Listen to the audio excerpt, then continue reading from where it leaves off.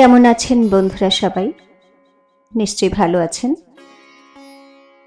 যদি আমার গল্প আপনাদের ভালো লাগে তাহলে আমাকে লাইক করবেন, আমার চ্যানেলটি সাবস্ক্রাইব করবেন এবং মূল্যবান মতামত জানিয়ে আমার পাশে থাকবেন। সবার জয় হোক, মঙ্গল হোক। মা সরস্বতীর নাম নিয়ে আমি শুরু করলাম আজকের গল্প।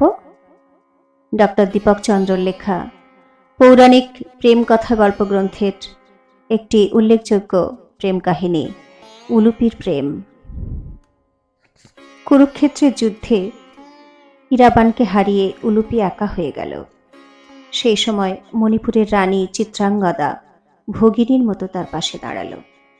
জোর করে মণিপুরে নিয়ে গেল, নইলে কেঁদে কেঁদে মরে যেত সে। সপত্নীপুত্র বভ্রবাহনকে পেয়ে উলুপি ইরাবানের শোক ভুলে গেল। তার মা ডাক গভীর শোকের সান্ত্বনা হয়ে প্রতিদিন নবীকৃত করত তাকে। নতুন করে প্রাণ পেত সে। বভ্রবাহনের মায়ায় আর নাগরাজ্যে তার ফেরা হলো না।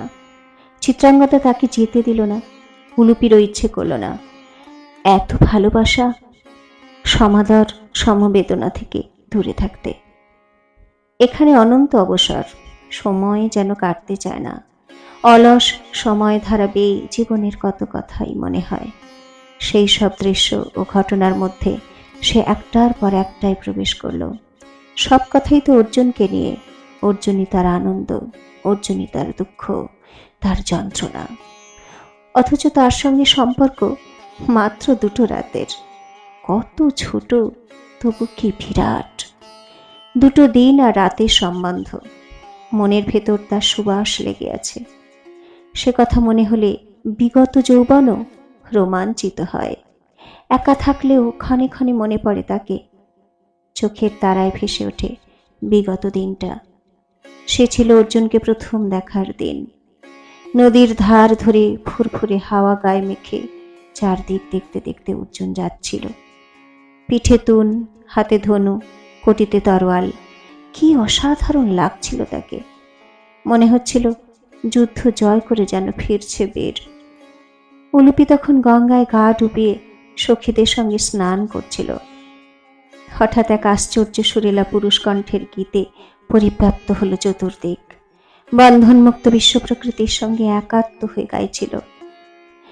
আকাশ ভরা সূর্য তারা, বিশ্ব ভরা প্রাণ, তাহারি মাঝখানে আমি পেয়েছি, আমি পেয়েছি মোর স্থান। বিস্ময়ে তাই জাগে, তাই জাগে আমার গান। গান তো নয়, সুরের মায়াজাল। আকাশ, বাতাস, নদী, বন, প্রান্তর সঙ্গে নিয়ে সে গাইছিল। স্থান, কাল, পরিবেশ সম্পর্কে কারোর কোনো হুঁশ ছিল না। রূপ, রং, শব্দ, গন্ধ চলকে চলকে উঠছিল, আবার সুরের অবলীলায় উপচে উপচে পড়ছিল। আর যে গাইছিল সে মানুষটি পাখির ডানার মতো 2 হাত দুদিকে প্রসারিত করে দিয়ে হেলে দুলে হাঁটছিল। মনে হচ্ছিল মাটিতে তার পা পড়ছিল না। সুরের ভেলায় ভেসে ভেসে সে যেন কোনো দেবলোকের দিকে চলেছিল।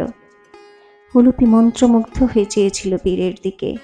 লুব্ধ 2টি চোখ অচেনা পুরুষটিকে ছাড়া আর কাউকে দেখতে পাচ্ছিল না। মুহূর্তে তার মধ্যে কি যেন ঘটে গেল। গঙ্গায় স্নানরত অবস্থাতেই কেমন একটা অদ্ভুত বোধে আবিষ্ট হয়ে রইল।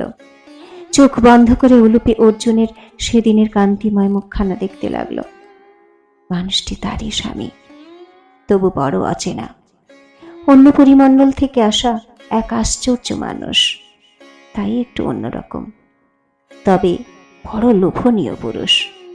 বুক থেকে উঠে আসা একটা লম্বা শ্বাস নেয় অনেকক্ষণ ধরে। বড় তৃপ্তি এবং সুখের শ্বাস সে। দিনের বেশিরভাগ সময় নির্জন কক্ষে তাকে একা কাটাতে হয়। মনি তখন তার সঙ্গে।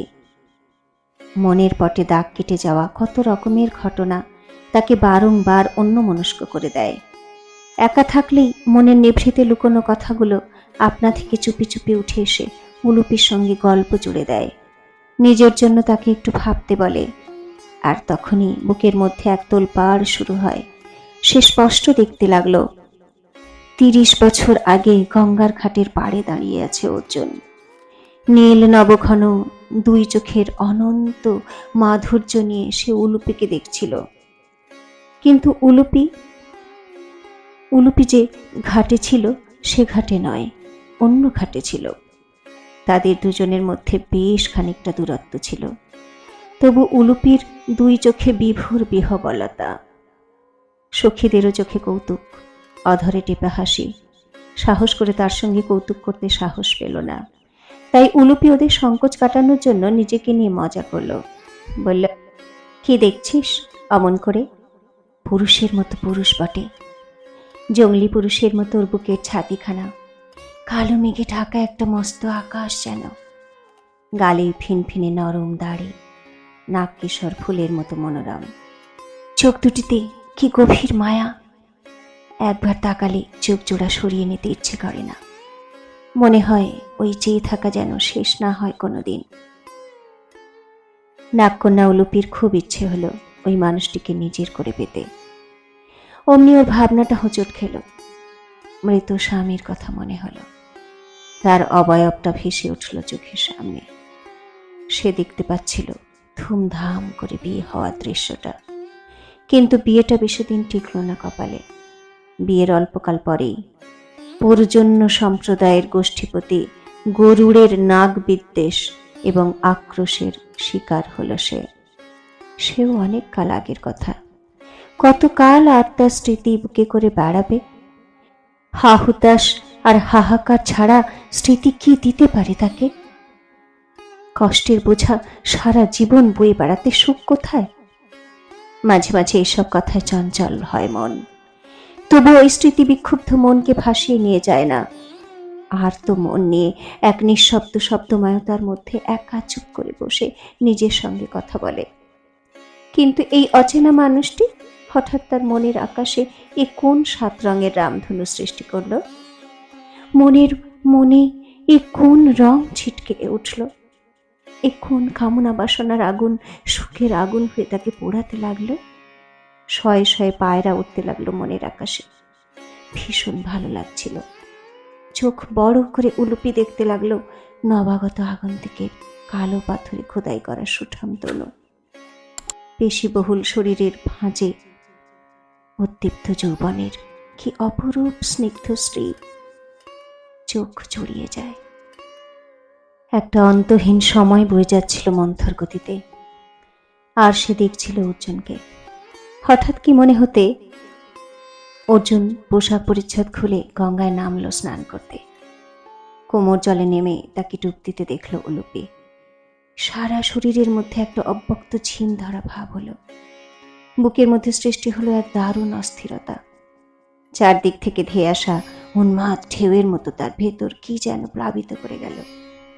মনে মনে বলল, তুমি দেব দানব গন্ধর্ব যে হও, তোমার মতো পুরুষকে আমি মনে মনে খুঁজছি। আমি চাই তোমায়। এক আশ্চর্য মুগ্ধতা নিয়ে অপলক তাকিয়ে থাকে অর্জুনের দিকে। উলুপির ভাবান্তর সখীদের চোখ এড়ালো না। সখীর নিঃসঙ্গ জীবন, তার শূন্য হৃদয় যে আজ নবীর কাছে মনের আশ্রয় খুঁজছিল, সেটা বুঝেই ডুব সাঁতার দিয়ে সখীরা অর্জুনের কিছু বোঝার আগেই জলের তলায় টেনে নিয়ে গেল। কানে কানে বলল, ভয় পাওয়ার কিছু নেই, আমরা পাতালবাসী নাগকন্যা। জল থেকে মাথা তুলতে যাকে দেখল সে উলুপি। বিস্ময়ের ঘোর কাটে না অর্জুনের। ফিনফিনে ভিজে কাপড় ভেদ করে ফুটে বেরোচ্ছে তার কৃষ্ণবর্ণ মসৃণ বেল অবতক। আগুনের মতো যৌবন আরো বেশি মনোলোভা হলো তাতে। দেহের সঙ্গে লেপ্টে থাকা কাপড়ের গায়ে ফুটে ওঠা সুস্পষ্ট দুই স্তনের ওপর অর্জুনের মুগ্ধ দুটি চোখ পাতা রইল। অর্জুনের বুকের ভেতরও কেমন একটা শিরশিরে ভাব হওয়ায় সারা গাটা তার ছাড়া দিয়ে উঠল। নদী প্রান্তে বসবাসকারী মানুষের জীবন ও জীবনযাত্রা অনেকটা নদীর মতোই মুক্ত, দৃপ্ত এবং স্বচ্ছন্দ। কোথাও কোনো রাগ ঢাকা নেই। ধারালো যৌবন নিয়ে নাগকন্যা উলুপি অসংকোচে আত্মপরিচয় দিয়ে বলল, আমি নাগকন্যা উলুপি।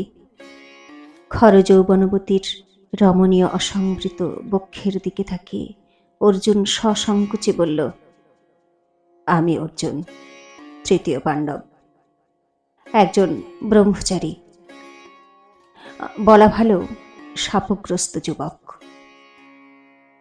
উলুপির কাজল কালো চোখের চাহনিতে আহ্বানের ইশারা। কৌতুক করে স্মিত হাসি বলল, তাই বুঝি? এমন প্রখর যৌবন নিয়ে কেউ ব্রহ্মচারী হয়? ব্রহ্মচারী সেই সংযম কোথায় তোমার? ব্রহ্মচর্য তোমার কাছে নিছকই খেলা। জিতেন্দ্রীয় ব্রহ্মচারীর কোনো আচরণই তোমার মধ্যে প্রত্যক্ষ নয়। তুমি যোগী নাও, ভোগী। আমি আমি চাই তোমায়। প্রথম দর্শনেই এমন অদ্ভুত দাবি কোনো স্ত্রীলোক কোনো পুরুষের কাছে করেনি, অথচ উলুপি কত সহজভাবে নিজের মনোগত ইচ্ছাকে অসংকোচে প্রকাশ করল। জীবনে এত অবাক হয়নি কখনো অর্জুন। তাই উলুপির প্রার্থনায় কিছুক্ষণের জন্য হতচকিত হয়ে গেল। বেশ কিছুক্ষণ স্তব্ধ হয়ে চেয়ে রইল তার দিকে। অর্জুনের সমস্ত চেতনার উপর নেমে এলো বিহ্বল স্বপ্ন। নাগকন্যার মুক্ত দীপ্ত প্রার্থনাটি কানের কাছে মধুর রাগিনীর মতো বেজে যেতে লাগলো। আমি চাই তোমায়, আমি আমি চাই তোমায়, আমি চাই তোমায়। অর্জুনের চোখে চোখ রেখে উলুপি বেশ বুঝতে পারছিল তার সেই একান্ত চাওয়ায় অর্জুনের ভুবনটা সহসা বদলে গেল। এক অনির্বাচনীয় সুখে আর পরিতৃপ্তিতে তার হৃদয় মন ভরে যাচ্ছিল। অর্জুন মুখে না বললেও অন্তর দিয়ে উলুপি অনুভব করছিল। অন্তর্মথিত এক গভীর জিজ্ঞাসা থেকে অর্জুন বলল, কিন্তু কেন চাও সুন্দরী? আমায় তুমি চেনো না, জানো না, তবু অসংকোচে আমার হতে চাইছ কোন সাহসে? আমি তোমায় কি দিতে পারি? তুমি বা কি দিতে পারো? অচেনা পুরুষের মুখে এই প্রশ্ন শুনে কিছুমাত্র বিচলিত হলো না, ভড়কেও গেল না, বরং খুব সহজভাবে আত্মনিবেদনের ভাষায় বলল, আমার বুকে অনেক ভালোবাসা। সেই ভালোবাসা দিয়ে মুছে দেব তোমার মুখের ক্লান্ত দাগগুলি আর যন্ত্রণার চিহ্নগুলি। তোমাকে সেবা করেই আমার সুখ। অভিভূত গলায় অর্জুন বলল, সুন্দরী, আমি ব্রহ্মচারী, আমাকে প্রলুব্ধ করো না।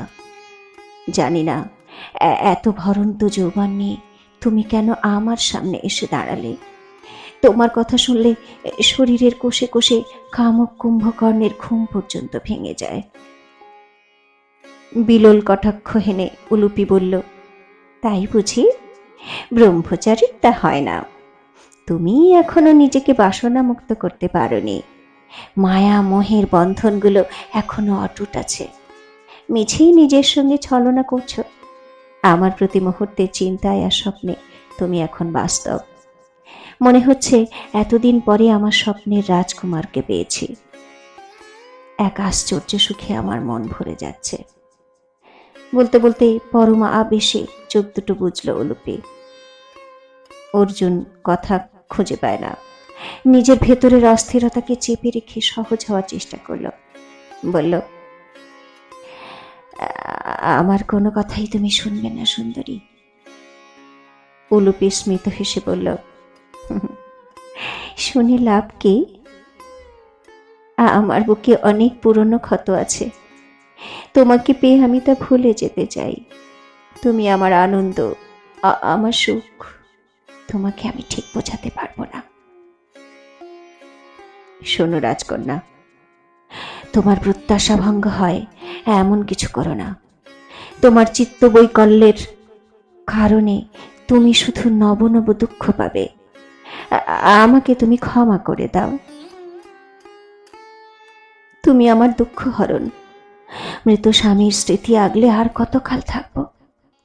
সংস্কার অনুশাসনের মধ্যে বন্দী হয়ে থাকার অভিশাপ থেকে মুক্তি চাই। ওইভাবে বেঁচে থাকার কোনো মানে হয় না। নিজেকে বঞ্চিত করার সুখ কোথায়?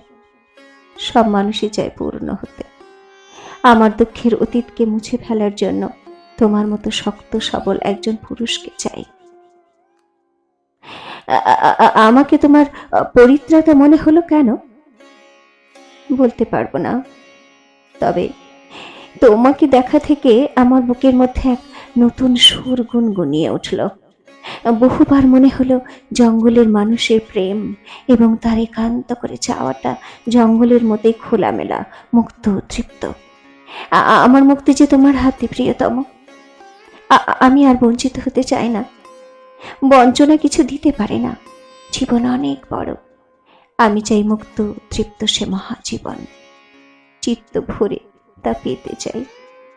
তাই আমার গৃহে তোমায় যেতে হবে। অর্জুন চমকালো, তার অস্বস্তি বাড়ল। বলল, কোন কোন অধিকারে যাব? ভালোবাসার অধিকারে।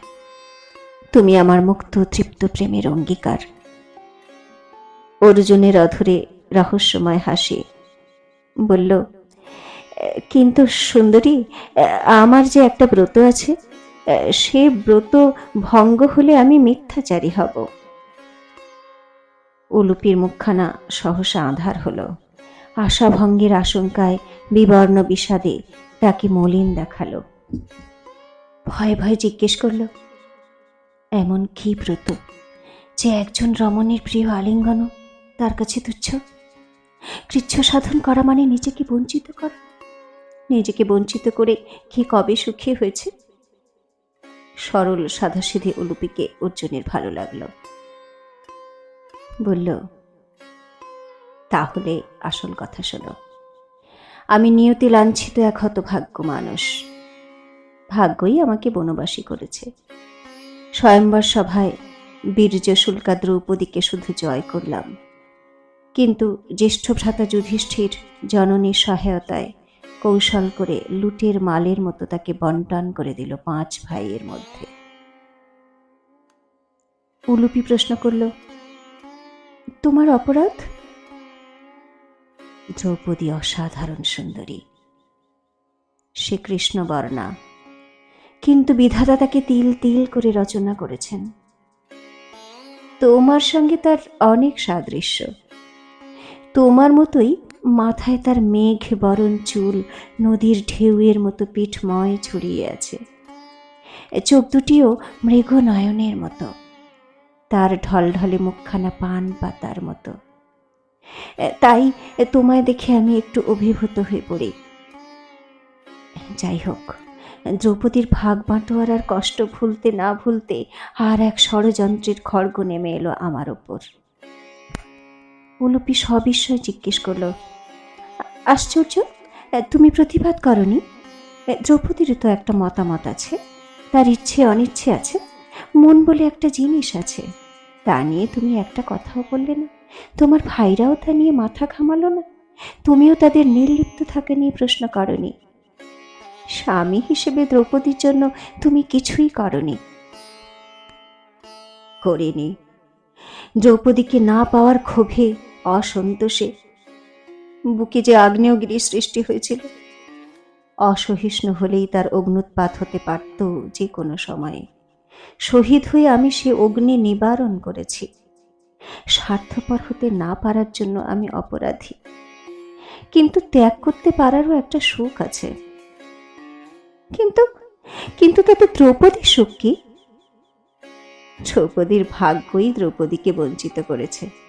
নিজের ভাগ্যের কাছে আমার এই হেরে যাওয়ার দুঃখ, অপমান এই জীবনে ঘুচবে না। দ্রৌপদী আমার একার হোক, ভাইরা তা চায়নি। তাই মহর্ষি নারদ নিরুদ্বিগ্ন দাম্পত্য জীবন যাপনেরও এক শর্ত করে দিলেন।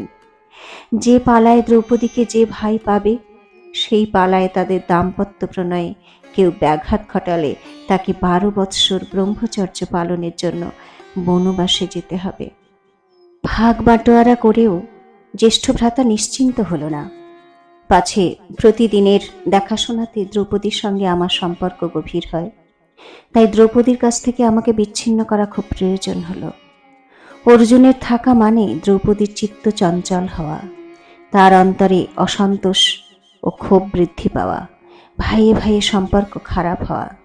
তাই দ্রৌপদীর সঙ্গে সহবাস করার পালা আসার বহু আগেই আমাদের দুজনকে বিচ্ছিন্ন করা খুব জরুরি হলো। কিন্তু আমার অদৃষ্ট এক ফাঁদ পাতল, সেই ফাঁদে ধরা পড়লাম। সে এক আশ্চর্য গল্প। একদল দুষ্কৃতকারী ব্রাহ্মণদের গোধন হরণ করেছিল। অসহায় ব্রাহ্মণেরা আমার সাহায্য প্রার্থনা করল। পরোপকারী মনটা তাদের সাহায্যার্থে অস্ত্রাগারে অস্ত্র আনতে গেলাম। তখন সেখানে অগ্রজ যুধিষ্ঠির দ্রৌপদীর সঙ্গে প্রণয়ালাপে ব্যস্ত ছিল।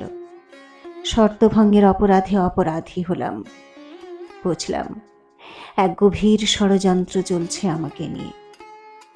রাজপ্রাসাদে এত ঘর থাকতে প্রণয়ালাপ করার জন্য অগ্রজ যুধিষ্ঠিরকে অস্ত্রাগারে যেতে হলো কেন?